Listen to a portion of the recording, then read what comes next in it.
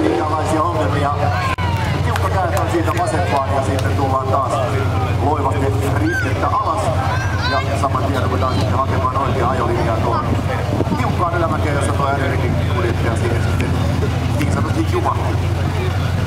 Joo, 230 pistettä muuten edelliselle kilpailijalle eli Jusenille. Points for 28 and Jusen 230 points. Seurataan tästä.